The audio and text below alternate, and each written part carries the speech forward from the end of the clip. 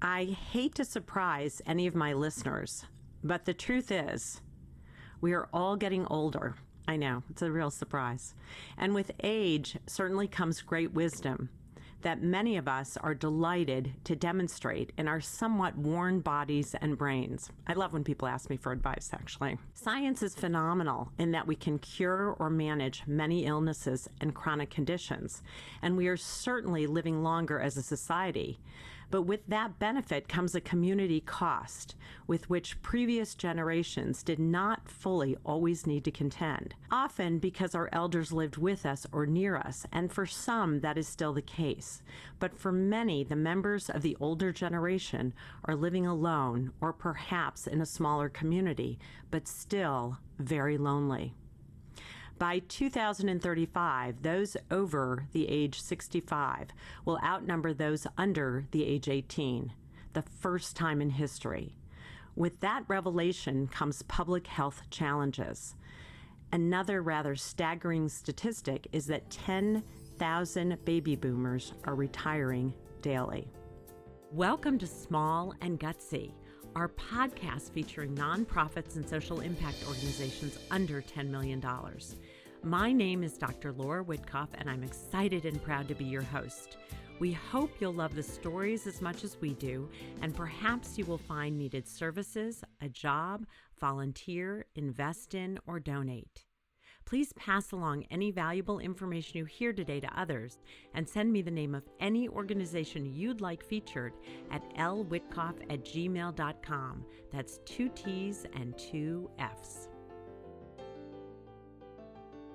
Recognizing the many challenges older adults face when beginning to experience declining physical and cognitive abilities, Michelle Puzzo and M.D. Birmingham decided to take action and founded Your Community Cares in 2019 in their home state of Connecticut. They built the Your Community Cares digital platform as a way to match those in need with those in the same community who are eager to help. Your Community Cares is dedicated to helping older and physically disabled residents stay safe in their homes and maintain quality of life. There is no charge for services such as household chores, yard work, transportation, and companionship visits, including grocery pickup and delivery. Truly, Your Community Cares, in my opinion, put the good back into good neighbor. I am so excited to introduce my guest today, President and co-founder Michelle Puzzo and co-founder M.D. Birmingham. So let's get started. Welcome, Michelle and M.D. Please share your passion for Your Community Cares, how this came to be, and a little bit about your partnership. Thank you so much for having us. We really are excited to talk to you and explain more about Your Community Cares. Great. So for the last 20 plus years, I've been working in physical therapy. I've been doing physical therapy, going to people's homes and seeing after people are recovering from surgery or have an illness. And I could see that less and less families were available to help my patients. And then I realized, well, what if we were able to connect them to their neighbors who wanted to lend a helping hand, but just didn't even know that they had a need. And that's where I went to my friend MD Birmingham and said, would you help me put this together? So you saw a gap and you wanted to jump in and knew that there would be people in the neighborhood who wanted to help. It's just an untapped kind of resource, which is great. MD, you're on. Yeah, absolutely. No, when Michelle came to me and presented her idea, I actually had just started my engineering company. So she was like our second client. We take ideas and we turn them into proprietary products. So, when she told it to me, I said, that would be a great idea. And I'm from Trinidad, so I'm accustomed to tight-knit communities and everyone looking out or helping each other with like little things and so forth. So when she told it to me, I was thinking, I'm like, well, how can we reach everyone? And then instantly I thought of technology. Everybody looks at technology as something to be antisocial or negative, and technology is just a tool. So it comes down to, are you going to use it for good or negative? And I decided to create the interactions between participants in a town as volunteers and community members. Community members are the ones that need the services. Mm-hmm. Volunteers obviously are the ones that provide it. I don't know. I kind of understood the idea of being able to reach everyone and have it be done in a efficient manner, Mm-hmm. and using technology. It's kind of like a modification of Uber. Ingenuity and creativity comes out of a need that Yeah. goes unanswered. And that's what Michelle has done. And then going to you, you're like, this can be done because most people have access to some type of technology. And so that was just wonderful. And I love, Michelle, that you had the background to sort of see folks who were in need and thought, how do I address this? We have insurance for the entire United States, but we are local to Connecticut because that's where the headquarters is. That's where we're located. And we know that the needs exist globally. So our overall goal is to become a national or global nonprofit to help support this demographic people in need. I absolutely love that. I'm so glad that you have that in your wheelhouse to think expansion, expansion, because it cannot just be local to Connecticut. This need exists everywhere. Yeah, and when you think about your grandparents, a lot of people in that generation had a pension. Those people that were right now, they have a savings on their pension, they have Social Security. Well, what is going to happen to society when we don't have pensions and Social Security? Mm-hmm. The world is struggling right now with savings, and our approach is to provide free support, neighbors helping neighbors for free, because we're really setting ourselves up for the next 20 to 30 years of the income level when people are living to 80, 90, 100. We have somebody that just signed up today. He's 106 years old. And you know what he wants? He wants companionship. He has his son and his grandson, but they're both working. And so it is very lonely when you come from a small family and you're living to 106. It's pretty remarkable. Yeah, I love it. And I also love the concept, and this is I imagine this is something you could promote, or maybe you already do, is we are all getting older. If I give a little bit of my time, that's just banking that somebody will be there when I need it, because that's part of being in a community. You give when you don't need, and you take when you need in a really positive way. And that's what makes a community strong, and how we should really look out for each other. We've really built the technology platform, our online website, yourcommunitycares.org. That's where anybody who's watching can go and find out more about our organization. That's where people can sign up and donate or refer people in need. And we've streamlined it. MD has really helped to create the features to allow efficient volunteering, so that the volunteers can pick the hours that they're interested in, the days, the categories. To back up a little bit, I am an inventor, by the way. Okay, good. I have U.S. patents and global trademark. So this is kind of like my wheelhouse. I'm a National Guard. I was an engineer. So, and I kind of joke around every now and then, like Tony Stark's Iron Man. He says, he's like, you can take away everything from me, but you can't take the engineering out of me, Love it. It's great. So you have a problem and you're going to fix it. You're going to find a solution. Yeah, that's what I'm hearing. I love it. Okay. All day, like, I don't see problems. All I see are solutions and answers. How did you guys actually get connected? We both went to UConn, so we're both alumni. And being a physical therapist, MD had gone through a motor vehicle accident. I'm sorry. 2007, I acquired like Michelle said, motor vehicle accident where I sustained a spinal cord injury and a closed head traumatic brain injury. And, it was a long road to recovery. Every day I'm still recovering. Cognitively, I'm fine, obviously. Yeah. Yeah. I, Clearly. I've, Yeah.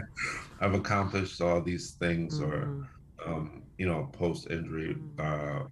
So I've lived on the normal side, so to speak, and then also on the disabled side. So I was privileged enough to experience both sides of things, and that really helped me to see the little details necessary to build community connections, starting with your community cares. Well, I don't even think we've mentioned the population of people that we serve. So Mm-hmm.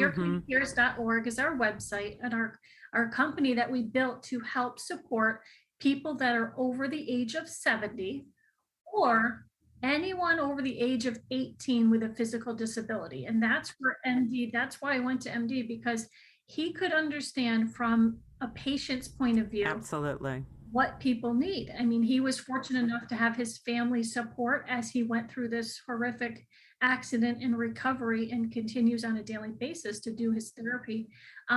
But for many people that don't have that, I had a guy call me this morning and said, I just came home from the hospital on Saturday. I don't have any groceries. But anybody that's temporarily disabled due to surgery or illness, or permanent, like MD would qualify for his permanent disabilities, Mm-hmm. can have volunteers help them. I think what I love, I mean, I'm so sorry, MD, that happened to you. And yet, even from the beginning, when I did not have this knowledge, you have this, both of you have this forward thinking attitude. You are both about positively solving issues, whatever it is. And now to come to learn Michelle's background and your really the incredibly difficult situation that you encountered through this accident and now continuous recovery is just mind-boggling and understandable of how you came together to really create this solution for so many others in situations that Michelle works with and has seen and that you have experienced, frankly, in your own life. And I just find it to be a true way of giving back. You both are truly givers in such a phenomenal way. And as I said in the opening, you've really put the good, but I'm actually going to change it to great into the word neighbor. And the fact that this can be global and folks can have neighbors within their region because of the technology is just remarkable, because the level of loneliness that you feel, whether you're over the age of 70 or you're in a situation of temporarily or permanently with a disability of some sort or an illness that you're managing, and to not have the comfort or the ease with which someone can either stop by and give you company or groceries or very light support is incredibly not community like when you don't have that, right? Think of someone that breaks a limb, or even someone that just gave birth. There are things sometimes that they can't do for a little while. That makes them, eligible. And then hopefully after they're ready, and then they start to be. It's like a pebble in water. You're really creating this. If I've received this and then I'm able, I want to be able to give back. So we are basically that community technology, the gift to a community, and saying, here you go. This is the infrastructure for you to connect your own residents. And we've been very successful in certain towns that their police department might be training their volunteers, and then the human services department is enrolling residents that they know are in need. And this kind of marriage of these two, the community members and the volunteers already in the same town, is really working very well. One of the ways how our digital platform works is really based on, like, there's an organic growth of it where individuals or businesses might decide, hey, we want to get involved. So there's that aspect, but then there's also, we have a structural approach of integrating with different towns where we connect with municipalities, like their human services department. They're aware of all of the community members. Then we connect with the police departments for the community assistance team. and Great. they have volunteers, or they recruit and train, give awareness training to their volunteers. It's great. I'm hoping that every community globally takes advantage of what the two of you have created. Well, when you think about community road mapping within a town, and I know that you're out, on the West Coast, we're on the East Coast in a very small state. But a lot of times in the departments within a town don't really communicate. So we're finding that, when we go into a meeting with this department and we say, okay, have you been talking to this other department? And they say no, we really offer that opportunity for the senior center to enroll people. The human services, the library, they're doing the mobile libraries. They know that people that are homebound and more isolated need some more assistance at home. So it's really a way for us to network with high schools, provide intergenerational connections to colleges. We're really hopeful to provide more and more support as the time goes on. The volunteers, they don't do, there's no licensed work being done. Right. So we're That's a not good point. stepping on toes of other Professionals. Yeah. It's a really great point that you make. These are folks who will still be vetted through the system that you've created, and we'll talk about that in a minute, and are really doing volunteer work that are of an unlicensed individual. In other words, companionship or grocery shopping, or maybe very light housework, dropping a meal off or whatever is the need at that moment. And I think that's an important distinction, because it really is being neighborly. That you have insurance acquired really shows that you have created an infrastructure that supports both the folks who enroll, who are in need, and the volunteers who want to do something good. Yeah, absolutely. And there, for all of the deeds, there are subcategories. So there's for housework, yard work, companionship, transportation, but there's subcategories under each to kind of guide the selection, like, yes, I want to do vacuuming. Or so walk me through both when somebody signs up, how the vetting process, or how you work that. And it sounds like there are, you get referrals, but if someone just finds you and decides that they really need this, and then the other side, the volunteer side. So I don't know who wants to take what part, but jump in.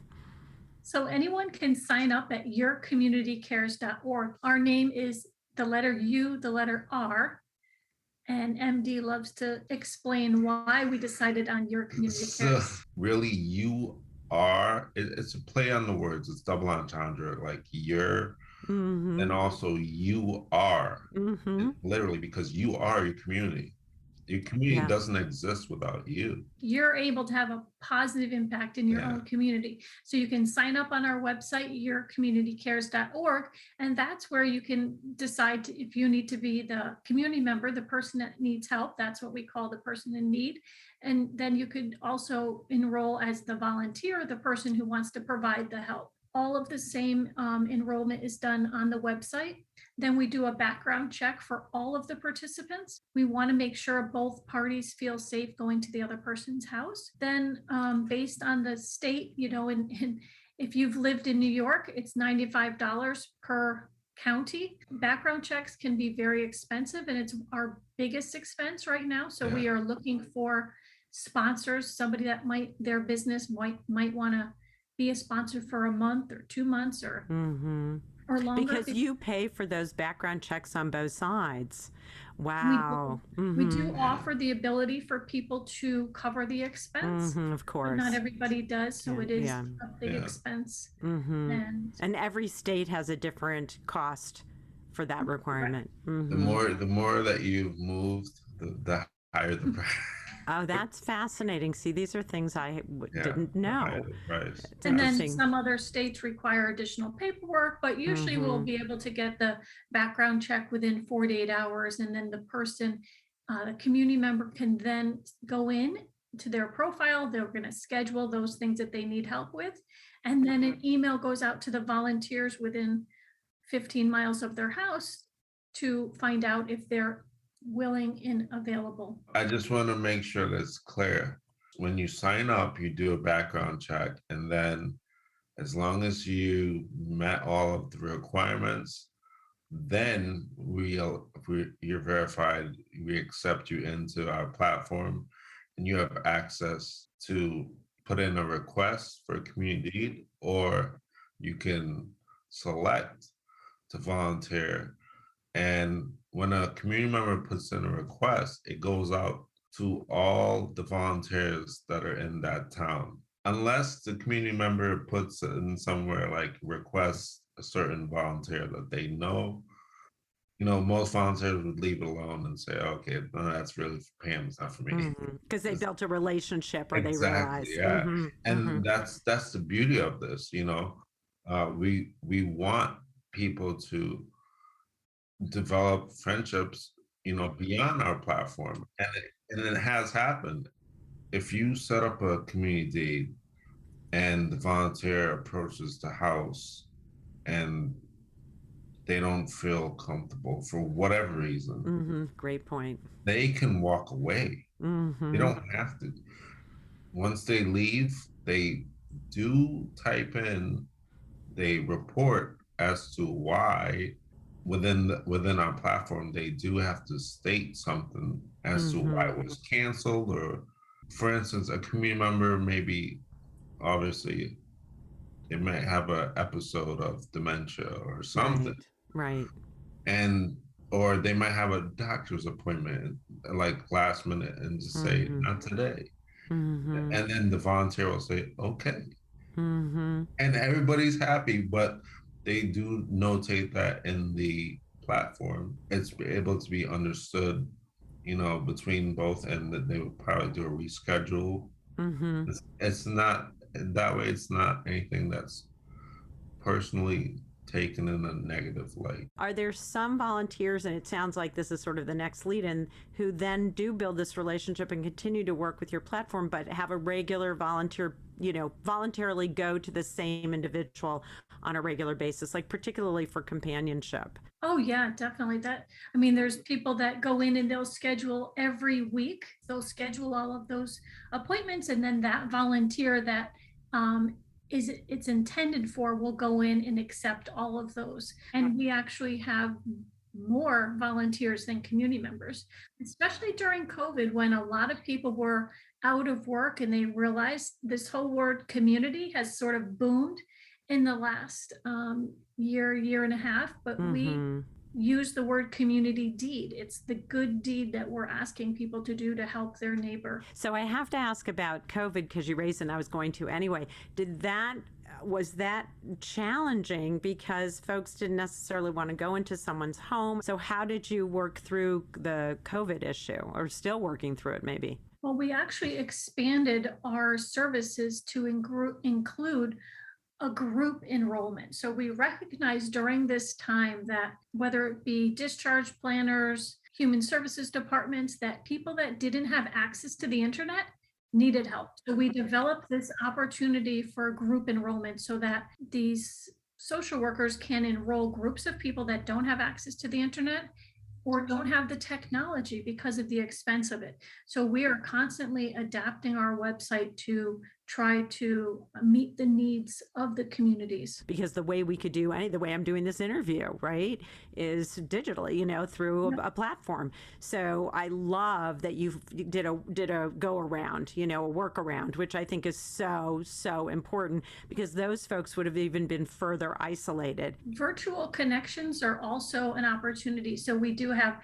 companions that are now calling each other, or they were doing Zoom, or they were doing drop-offs rather than going into people's homes. Can you share, without sharing names or just first names, any stories that come to mind as sort of, wow, I'm so glad these folks got connected? Well, MD, do you want to tell about your chess playing? So I'll call him Phil. Phil and I met, and there was this companion. He stayed at a senior living location, and he didn't feel connected with his environment and the other individuals that lived there. He felt there was an age difference and other things. He liked playing chess. I was like, yeah, I play a little bit.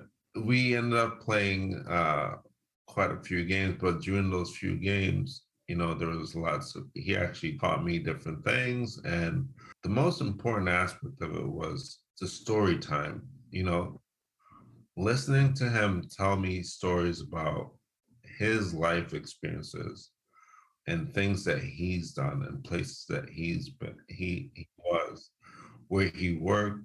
And the most phenomenal aspect of all of it, he used to be Albert Einstein's neighbor. That's incredible. And I they knew love each that. other, like Wow. they were friends. Wow. So Incredible. that's mind blowing. So I'm just like, Hmm. as I look back on it, I'm like, I'm playing chess with. Albert you know? Einstein's neighbor. I think Yeah, that's pretty seriously. cool. But what's so wonderful about the story that you just shared, outside of that tidbit of fascinating information, as we age, or as even if we're dealing with a chronic illness, we want our stories out there. That is in part our legacy. And so Yeah. you're giving Phil this amazing opportunity to fulfill his legacy, his obligation to pass along his story to at least one other person. So you're giving that gift outside of chess and the things you're learning and the tidbit of fascinating stuff because you were there to listen. It's really beautiful. That's really Beautiful. what people are doing is the gift of time for these residents that are. Mhm. Another example is Kathleen, one of our high school principals here in Connecticut that has a heart of gold. And she had signed up for a community deed. And when she got to Bob's house, he lives in a residential building again, similar to what MD was saying. But when she got there, there was no answer. So she still went in, tried to get to his apartment, and there was no answer. Finally, he answered the door and said, I'm just not feeling well today. I just can't do it today. She was disappointed because she had driven all the way there. She was really excited. So she got in the car, and what had happened was the building had been out of power due to a storm. So he had been in his apartment for 3 days with no power. And it's a little bit embarrassing when your Yeah, sure. hygiene might not be where you want it to be. So when she got into the car, he called her and said, you've reinstated my thoughts on humanity, that you even came here to try to help me. Kathleen actually, always says that she's getting more out of this experience than Bob is, because she's realizing the impact that you can have on someone's life. It's a fabulous and amazing story, too, because what you've said is that the fulfillment is also on the part of the volunteer. The truth about truly giving, when you just give for giving's sake and with no expectations, it comes back so much more than when you give to get. And she's a real example of that. And the fact that he recognized that opened them up for this lovely, lovely exchange that I imagine they continued post that first Yeah. meeting Well, that didn't work out. And I don't blame him for feeling the way he did. And yet he recognized that she came there regardless. yeah, he's so grateful, and it's always nice to get notes from our community members that they are so grateful for the volunteer and the support that we have provided. Because when we started this organization in February of 2019, it's 100% volunteer. So everything that MD and I have done for the last 2.5 years, we do it as a passion project at this point. We're hoping that at some point we have staff and we're able to grow the organization with investors, or becoming acquired, or becoming the foundation for a for-profit. But right now, all of our volunteers, all of us are doing this out of the kindness of our heart and doing these acts of kindness to help neighbors. And it's growing. That's the Oh, beauty of yeah, it. to over 100 towns across Connecticut. There's about 169 towns in Connecticut, and we're in over, was that 65% Yeah, of the towns? 65 to 70% of the Wow. time. Wow. And as you think strategically, because you mentioned this earlier, that you have insurance and you can adapt to other states, is there a plan or thought of how you might begin to do that? I see MD going, oh yeah, yes we Oh, do. yeah, yes, we do. We definitely have a plan, or a lot of that is tied into the pilot that we're doing now with the Clinton Community Assistance Team. So the human services departments typically already exist in every town. That's for the community member side. Now the community assistance team, that would be for the volunteer side. A lot of times those police departments, they'll do, simple awareness training so that the volunteers can serve kind of like an extra set of eyes and ears, for wellness checks or whatever the case may be. They're usually also linked to the high schools because they have programs with the youth departments. It's a great marriage. At the time, to quote the chief, his name is Chief DeMayo. He said, we're like peanut butter and chocolate. So I told him, I said, I'm allergic to peanut butter. So he's like, we can't use that. He's like, we'll have to think of something else. I said, oh, like bread and sauce or bread and butter. Bread and butter. Something that has to go together. Yeah. Right? Yeah, I love it. I love it. We definitely try to integrate and implement with different town municipalities, human service departments. Perfect. But also with their senior centers. Mm-hmm. Yeah, because that's a huge factor for a lot of, they already house that population. Not every town is ready to think outside the box, and to think that your community cares could be a resource. But we're hoping that in time, we've now gotten into 2 municipal budgets in Connecticut. So we're hoping that with this success of now the Clinton Community Assistance Team being able to show and demonstrate how communities can think outside the box to better assist their residents directly at home. That's so great. And I wonder too if when it gets up to the state level, like Connecticut, really seeing how this has benefited the residents, that then state to state will say, we want to adopt that model, and then it grows from there, because you really are, you're so grassroots, and then but it's interesting, you're grassroots, but yet with such a full-fledged technology platform that it really can be adopted in numerous ways, which I think is the beauty of what the two of you have created together. Thank you. I know that we're only in our infancy, being 2.5 years old. And a lot of times being a nonprofit that is a technology startup is really what we are. To realize that investors can have a tax deduction being a 501c3. There's a lot of benefits that we can have to donors, if you think of it that way. But we offer the community so much opportunity for investors to think that they could invest in their own community. You should probably touch on the Hometown Hero. Hometown Heroes are the one volunteer within a town that really wants to help get us better connected in that town. So they will, hang up flyers for us. They will call the volunteers and community members in that town and ask if they have questions.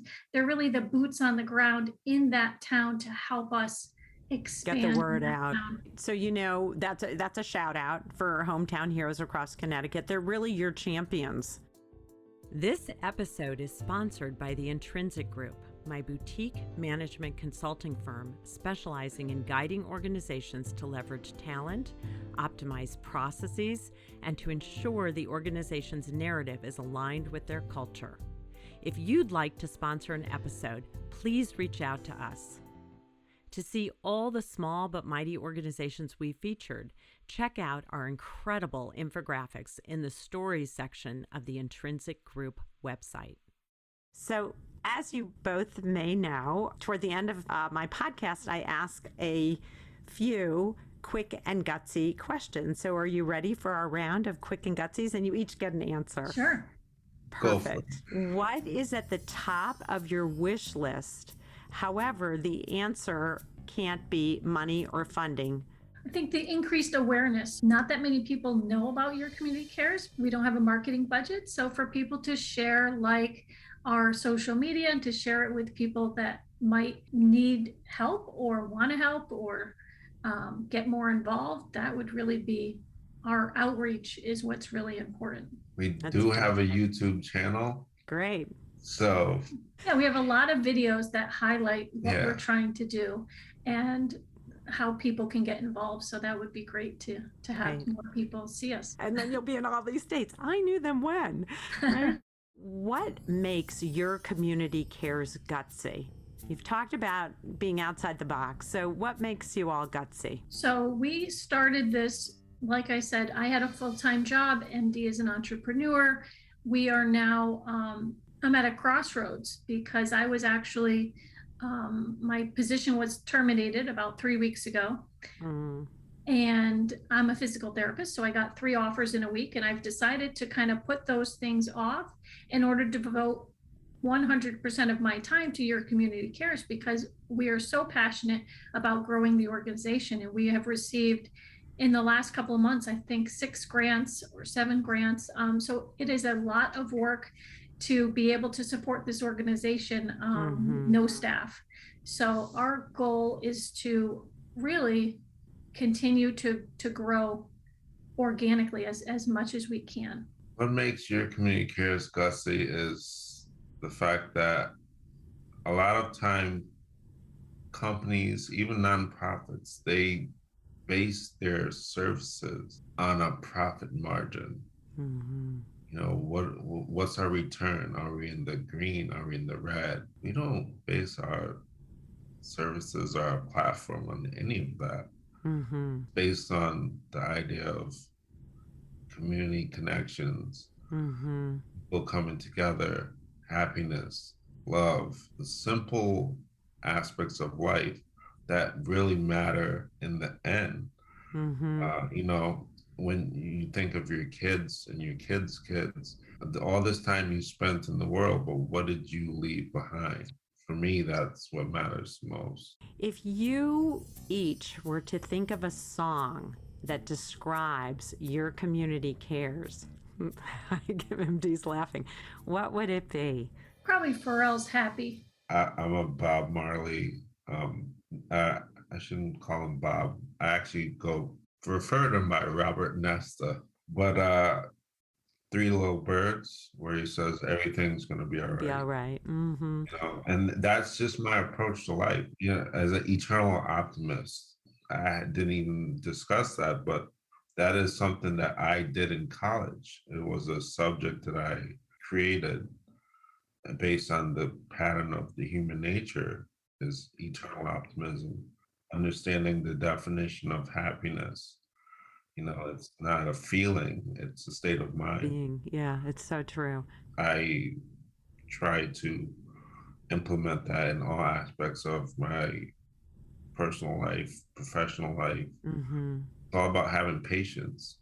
Mm-hmm. Patience is the strength that you need to help you accomplish whatever goal it is you have in mind. I think, MD, you should start a podcast on happiness. I know there's one out there, but I am just like, I'm listening going, you are so right. I have a class, an online course. It's like a Cliff Notes version. It's called Understand Owning Happiness. I do have a Facebook page, Eternal Optimism. I love it. And I started that right after my injury. What is something that outsiders, or maybe even a few insiders, since you are pretty small, don't know about your community cares? Well, we have so much that we want to expand to. So we want to have a call center, our technology expansion, our company expansion, the goals that we have, we don't share with that many people. Yeah, there's aspects of things that we have on the shelf right now. AI, or there's going to be ad unit space in our platform that will allow us to partner with for-profit companies. He has a lot of other projects, we're both working on other projects in addition to this, but this is really something that It's such a novel idea, some people call it. It's a very basic idea of connecting neighbors to neighbors, but it really hadn't been done before. And Right. it's so simple, Mm-hmm. but our website, we've made it more complex on the backside that people don't see so that we can make it very easy for people to use. If you could get one celebrity or influencer to endorse or talk about your community cares to just elevate it that much more, who might that be? I think Maria Shriver, she really does support the Yeah. same demographic of people that we are serving. So I think she would be a really great advocate for us. That's such a tough call. I have a plethora of different individuals. Being that we're in the US, I would look at more on the music side of things. So like someone like Sean Carter, aka Jay-Z, Yeah. or like Diddy. So I know you mentioned it before, but I want to just give you another opportunity. How do folks get in touch with you? How do they sign up, either if they're in need or if they want to be a volunteer, if they want to donate, or some corporation that may be listening to this podcast can donate a lot of money to you all? Anybody can get in contact with us going to yourcommunitycares.org. And again, it's the letter U, the letter R, the word community, the word cares with an S.org. And on the website, you can contact us. You can donate directly on the website, or you can contact us and we can have a discussion. We do presentations almost daily for organizations or towns that want to hear more information. So we're glad to respond as quickly as possible. That's great. And just as we have done a Zoom, I imagine you can do Zoom presentations all over the world. Whoever's interested in learning more about how you've created this and how to emulate it or work with you to create it and expand your network, which is really great. So I just want to take a moment and thank you, Michelle, and you, MD, for this fabulous conversation about really legacy, happiness, connection, community, filling a gap, expansion, and how we all need to respond as being part of a community and show up in the best possible ways. Thank you, Laura. Thank you for starting Small and Gutsy to help small nonprofits like us. Certainly appreciate it. Thank you for listening. If you like this podcast, please share it with your friends, give us some stars, and write a review on wherever you listen to podcasts. And if you're interested in sponsoring a Small and Gutsy episode to keep it going, please reach out to me or buy us a coffee at www.buymeacoffee.com/small-and-gutsy. Just an FYI, for those of you who might want to be a Small and Gutsy patron, we just released our Patreon site with some really fun first edition Small and Gutsy merchandise. So check us out to support this effort at patreon.com/small-and-gutsy. Of course, we can't take responsibility outside of our own vetting of the organizations we interview, meaning we encourage you to do your own due diligence and research them as well. I want to thank my partners in this endeavor, the Intrinsic Group, the volunteers, my co-producer, sound engineer, and composer, the amazing Pavel Franson, my social media maven, Delania Tirado, my infographic creator extraordinaire, Sonia Fizek, Nate Addy for the exceptional logo, and all the friends and family who have guided and inspired me. A very special thank you to my biggest champion, without whom I could not have created this project, my very best friend and a true sounding board. Thanks, Mark Witkoff. Thanks for being there. From small and gutsy to big with impact, I'm Laura Witkoff, and thanks for listening.